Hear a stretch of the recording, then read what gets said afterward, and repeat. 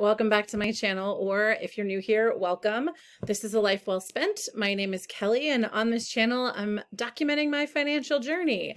Today's video, I'm going to talk about the things I'm not going to buy in 2024.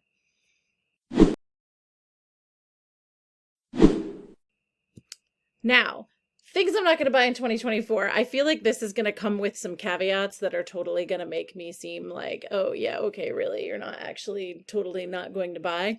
But I kind of took a look at some of my spending last year and took a look around my house. Every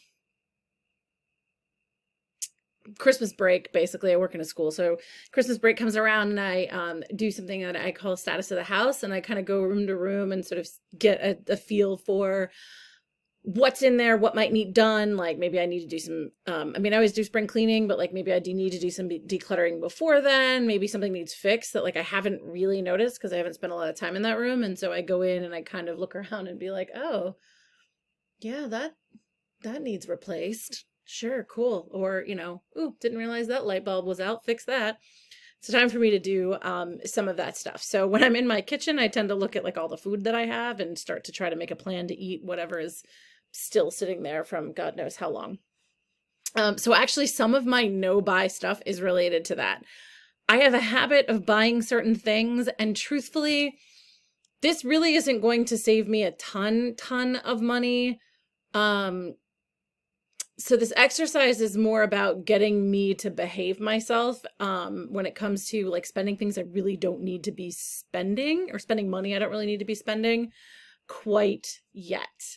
So first up is black tea. Black tea. You heard me. Yeah. Yep, you heard me. Black tea. Black caffeinated teas, I should say. I'm a tea drinker. I don't drink coffee. I have like a Keurig that I got from my parents when they had a motorhome, and they, if I remember correctly, they got one of the smaller ones because they had a motorhome, and then decided like they kind of really didn't like it like that. They wanted the one that actually had kind of a reservoir instead, could make like more than one cup in one heat cycle. So I ended up getting the old one, and I was like, well, I'll take that because I don't drink coffee. So if I ever have like guests over that drink coffee, I have no way of making them coffee. So I have that, like it sits in a bin on a shelf, and I have like a little teeny tiny pot of coffee so that like whenever someone comes over, like my parents might, well, not my dad anymore, but they would come over for breakfast and things like that. So like, I was like, here's coffee. I don't have any otherwise. So yeah, because I don't drink coffee, I drink tea because I definitely have a caffeine addiction that I'm not willing to give up anytime soon. Mostly because tea is just delicious.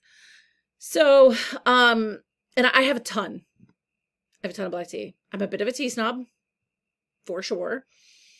And so I don't want to replace any of my black teas until I am actually out of black teas. And so there's my little caveat. I think at this point, I probably don't have enough to last me a whole year. So I think there will be at some point where I need to order tea. There's a couple of tea brands that I will drink. I like Yorkshire Gold. Don't always get that, but sometimes in the store I'm in the mood for it. I love me some PG Tips. If you've never tried any of these, go try them. I do like some of the Twinings, but English Afternoon is probably my favorite of the Twinings. But like I can do the Irish breakfast or the English breakfast if I have to. And my absolute favorite brand is Harney and Sons. And they have this fantastic Scottish breakfast tea. It's called Scottish Morn, which is my all-time favorite. And their Scottish Afternoon is really good too. And for a while, and I usually buy loose leaf. Yeah, I guess it is. They're tea leaves. I was thinking when I said loose leaf, I was thinking of like paper. Anyway, I do it at like a bag of loose tea leaves instead of tea bags. But I have some like bags of like 50 tea bags that I use in my office for when I want like an afternoon cup of tea. So, I mostly use the loose stuff. For a while there, I kind of had it on subscription, and I went to get the subscription. I remember like a year and a half ago, I was like, oh my God, like I've more than I can use right now. I need to like to just cancel the subscription or like bump it, a month or whatever. And I went online and I couldn't find it anywhere. And I thought, I don't think I actually canceled it, but I know that I thought about canceling it. So maybe I did and I just forgot. Because again, I couldn't find evidence of a subscription anywhere. I'd click on the subscriptions button and it didn't show any. And then like, I don't know, 3 days later, I get an email saying that like my subscription has come due and they're shipping me whatever. And I was like, are you kidding me? Like I tried, I reached out and they said they'd been having a problem with their system. So, I could keep it because, it'll be fine for like a year and a half. And I was like, I already have probably like a year and a half's worth of tea. I don't need more. Like it will be forever for me to get open. And I actually haven't replaced the Scottish Morn in a while because I'm just drinking the afternoon tea in the morning is what it comes down to. I don't think it really matters ultimately, but I have now finally cracked into the last like big bag of those. So that's good. People buy me black teas for gifts and things like that. For like my Secret Santa will do it for Christmas gift and whatnot. So I have some of those too. Another caveat I have with this is that I do need tea bags. So if I run out of tea bags, I will go out and buy some, even if I still have the loose leaf, because I use the tea for anytime I'm traveling. Because again, tea snob. Like I'm getting ready to go to a conference and I'm probably going to take some bags of tea with me so that I can just get some hot water and put way better tea in than what's going to be available. Mostly because I don't really like Earl Grey all that much. And I feel like conferences tend to constantly have Earl Grey and it makes me want to rip my hair out. And also I have, when I go hiking, I take tea with me because I think I just would rather that than a caffeine pill, I guess. I don't know. But I'm not going to take loose leaf tea in a whole setup backpacking. That's just too heavy. So I will need tea bags at that point. So if I don't have any left, then I'll have to go buy some, even if I don't have, or even if I still have loose leaf tea. My goal is to get through all the black tea. I have tons. I have so many. I just had a pop-up here come up on my screen. So the second thing I'm not buying at all this year, I mean, at all with an asterisk, are beauty products. I'm going to use up what I have and replace only when I need it, because it's running low or I'm running out. And the only caveat there might be if I need a travel size version of something like, I was going to say toothpaste for backpacking, but I actually use toothpaste tabs. But there's an example. Like if I'm running low on toothpaste tabs, I'm going to replace them even though I have toothpaste because it's just a different type. But yeah, I'm trying to cut back on that. Now I do not have a problem with like, I went to Sam's Club. I was running low on toothpaste and I went to Sam's Club. They had the kind of toothpaste that I like. So I bought a 4-pack. Like I don't have a problem doing that necessarily, but I'm not going to go out and just buy extra stuff and be like, oh, maybe I'll try that moisturizer when I'm not out of a moisturizer, because that's how I end up getting a whole bunch of things in my bathroom that I definitely don't have room for because my bathroom is very small. So yeah, we're not going to do that. We're not going to do that until we are getting down to the last couple of uses. Then we will replace. And for that matter, I went into Amazon and canceled all of my subscribe and saves because that's how I end up getting like way more than I need.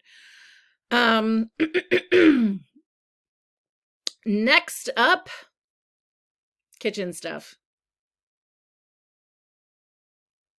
Kitchen stuff. I buy way too much of this stuff. I'm like, oh, that's a neat way to store that. Oh, let me try that. Oh, that little gadget would make my life so much easier. I should totally buy that. It's very stupid. Very, very stupid. And yet, I have the attitude at times. So we're not going to do that. I do have some caveats here. I'm testing out a food saver. And I might get some more bins that it can use to seal. It's like this, basically like it's a container, um, and it's meant to like keep food lasting longer, and it's totally worked really well with what I have. So I bought like a couple things in December. They went on sale. And the thing that actually does the sealing only stands about this tall, and like you can put it on, there's certain bags you can get. So like I would replace bags. And I might get a few more containers because it'll help just keep food in general, fruits and vegetables, especially. It'll keep them, better longer.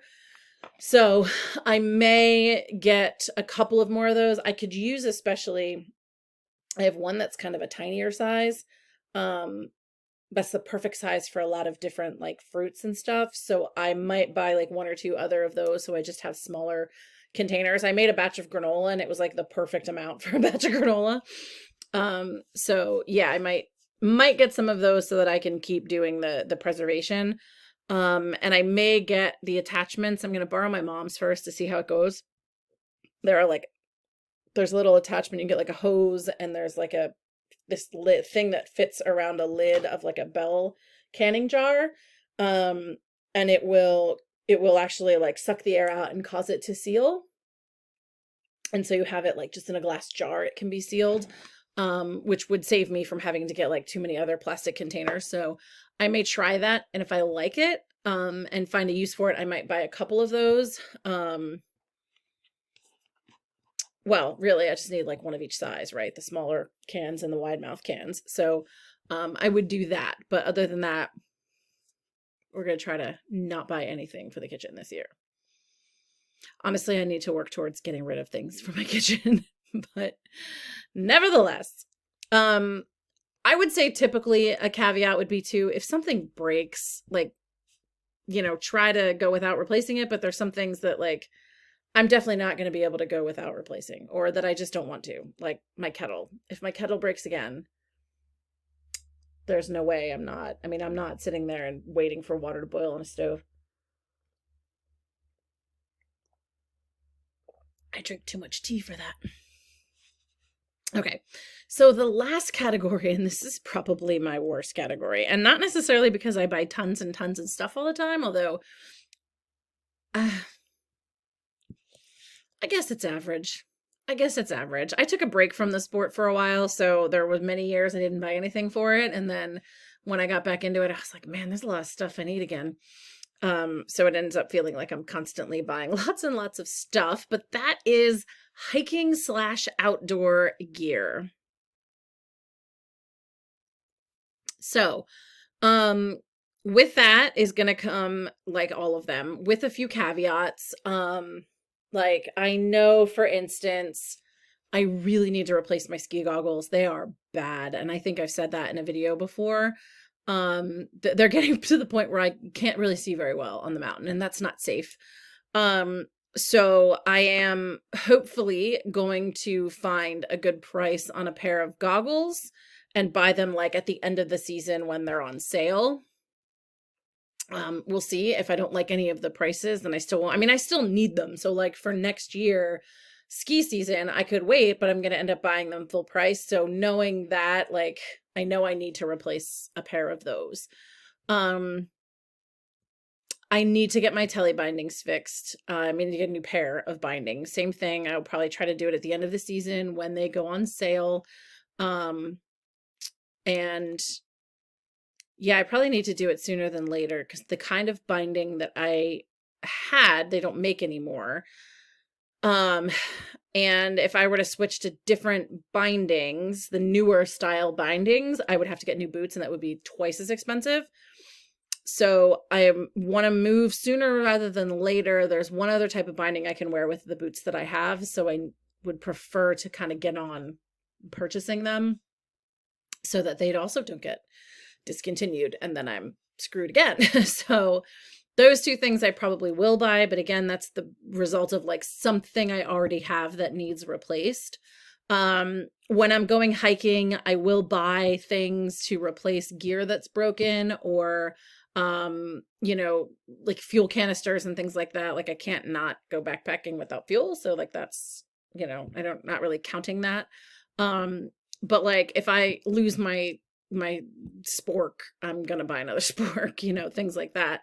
I also have to replace my Sawyer filter. I just do a new one every year. I don't really know if it's necessary per se, but I just feel like it's not. I do not know what's going on with my recording system, y'all. Um, I don't even remember what I was talking about last. Oh, my Sawyer squeeze. So I need a Sawyer squeeze, and I mean it's just what I choose to hike with. And if you don't know what a Sawyer squeeze is, it's like a little filter. It's about that big. And you attach it to well, I mean, I guess there's a lot of different ways you can do it. You can actually like it has the threads that it could like screw onto a water bottle. So you could use the water bottle to like scoop water out of a creek or something. Use the threads to attach it, and then you're able to like filter the water and drink. I use a CNOC dirty bag, and it's like a nice big like 2-liter bag. And then attach the filter on the end of the bag, and then I usually just kind of hang it, and it does like kind of a gravity filter. So anyway, they can be finicky. They can't be frozen because if water expands when it turns to ice. So the water that's like in the little tiny microscopic filter holes like the water normally gets through, right, it's designed to be like super duper tiny, so it filters out things like bacteria, viruses, whatever, so that the water is clean and safe to drink. So if it's not fully dried and it freezes, the water will freeze. And when the water freezes, it expands and it will crack the filter, and then it's no good anymore. So I will try to not have to replace that, but throughout the season, but they're only like $40. So I try to start every like hiking season with a new one, because it's not something I'd rather not risk having an issue with the water I'm going to drink. I also maybe am going to need to replace my tent. It currently leaks, which is a real pain. And unfortunately, the company that I bought it, well, the company that made it, which is escaping me. Oh, the Big Agnes. It is a Big Agnes Copper Spur ultralight solo tent. So just sleeps one person. I have one that's like, I don't know, it's like 12 or 13 years old. It's pretty old. And the seam tape has come loose, and if it rains, water gets through the seams because the tape can no longer seals it. So, and the same thing actually happened to my friends whose tent is about the same age as well. And, so we've both kind of trying to like seam seal our tents. So if we're able to do that, great. I don't need to buy another tent. If we're not able to do that, then I am going to have to buy another tent. So that's annoying. But I'm truly hoping that that's not going to be the case. I reached out to the company, and I was hoping that they would say, "Oh my God, send the Rainfly. We can totally fix that for you." Instead, they were like, "Ooh, yeah, probably SOL. You're going to buy another tent," which is not something like typically gear companies don't really want you like adding waste to the environment. So if you hear from them that like, "Oh yeah, sorry, we can't fix that," that's not a good sign. I had hoped that they maybe had some old Rainflies. They actually redesigned the tent, so the new Rainflies will not fit the old design, which is a bummer, because I could have just been like, let me buy a replacement Rainfly. So no. So my options are to fix it, which I am going to try to do. I don't really want to spend, right now, oh my God, these are like designed to be ultralight backpacking tents, so they're not the same as like going to Walmart and getting like a Coleman tent. They're many hundreds of dollars. So they're usually around $400 or $500. I've been doing like a price track on them, and I've seen them drop as low as like $320 or $310 on sale. I do have some cashback rewards and stuff that I can use on it, and that's probably what I'm going to end up doing, so that I don't have to quite spend as much money. But before I decide how to do that, I'm going to at least attempt to fix it first. So we'll see. And with that, in terms of gear, comes my winter boots. Now, we just had a snowstorm a couple of weeks ago, and I went out perfectly, no big deal, in my snow boots, went out, shoveled the snow, came back in, and as I was taking my boots off, they like fell apart on me. The like rubber part on the bottom just completely detached from the leather part that like would go up the ankle. I have no idea how that happened. And it happened on like both shoes at the same time. So like I don't even know. They are North Face boots. So it was a little surprising that they just kind of fell apart like that, but at the same time they're probably 8 years old maybe. That said, I pretty much only wear them to go out and shovel snow, to like when I had dogs and it was snowing, I would wear those to go to take the dogs out to go to the bathroom. I've maybe gone on a total of like 10 hikes tops in snow with them. So, I will need another pair of winter boots. I'm going to try to make do this year with some old, I don't really like to hike with hiking boots, but in the winter, you know, you kind of have to make an exception. And I'm going to try to get away with old boots that have not really been super comfortable in the past, but I still have them, so I'm going to try to make do with them. I'm hopeful that when I send the boots back to North Face, that they will replace them, because North Face, with a lot of their stuff, kind of has a lifetime guarantee on them. So, or a lifetime warranty on them, whatever. So I'm hopeful that they'll look at them and be like, wow, that was a problem. And send me a replacement, or the closest thing they have to a replacement. And if not, then I guess I'll have to buy another pair if I can manage. Again, I'm going to hope that I make it to the end. And because I should say, those other hiking boots, they're not designed to be winter boots. They're not meant to be like go schlepping out in the snow, but could I manage for short distances? Like maybe I might be all right. So if we have a terrible winter with hardly any snow that we've already had, then maybe I'll be okay. But yeah, so that's another thing I need to think about. And hopefully towards the end of the season, I'll be able to get something that's on sale. I'm doing another price check of a pair of boots that I think I might like. I'm going to stop down at REI on, I may go Sunday. When I head down to the conference, I'm going to go kind of near it. So, I may do it then, or I may do it Wednesday, depending on what time I get out of the conference. We'll see. But I'm thinking of going down and kind of just trying some stuff on and getting an idea of what I want. And then when they go on sale, then I can order what I want. But my feet are pretty finicky, so I can't just buy boots and be like, yep, these will work. So yeah, so that's the game plan.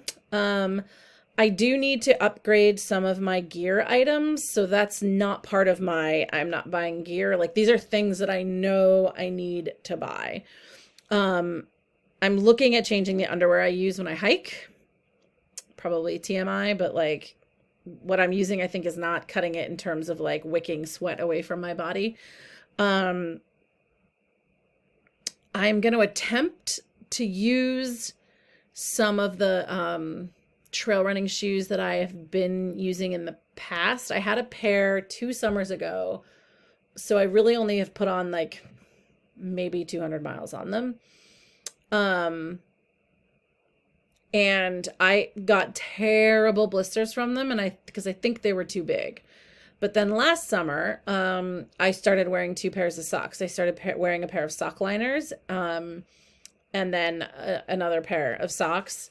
And that was really great, except my shoes were now too small, different pair of shoes, because I was like, oh, geez, these aren't any good. I need another pair. But now that they're too small, and they actually started like breaking in places.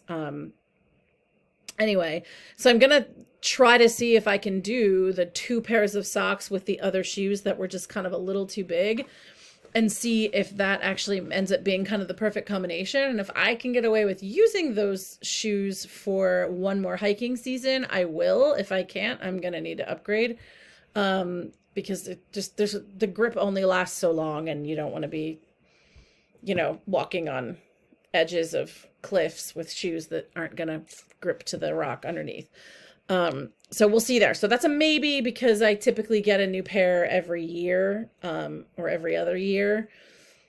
And, you know, we'll see there. But that's not a like, oh, I'm just buying to buy. That's usually a, this is the point where I need. So yeah, I'm looking at getting some waterproof socks and some waterproof gloves, but I don't know that I'm going to need them quite yet. I think I'm okay. I think I would use them more if I were hiking in the winter, especially if I don't end up getting good hiking boots. So if I don't need them, then I won't get them, but they're on the list of like things I'm planning to buy. They're not just a like, oh, here's a new thing I want to buy. Like I don't need any more socks. I don't need anything gear-wise, like I said, unless I lose something or break something and then I'll have to replace it. But I'm not going to just kind of randomly buy gear that I'm like, oh, you know what? I could really use one of those.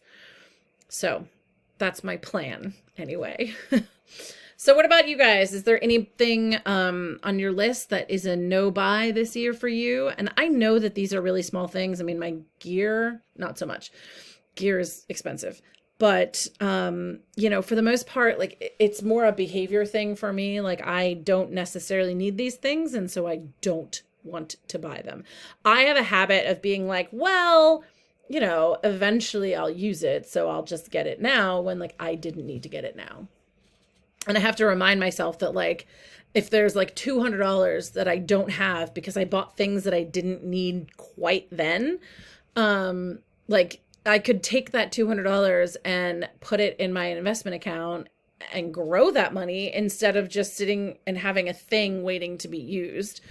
So it's a real shift in mindset for me that I have got to get under control. So with that in mind, just let me know, leave a comment. Let me know what things you have a tendency to buy way too much of that you could totally rein in, or feel like you want to rein in, or already are making a plan to rein in. And otherwise, I'll see you next time. Bye, guys.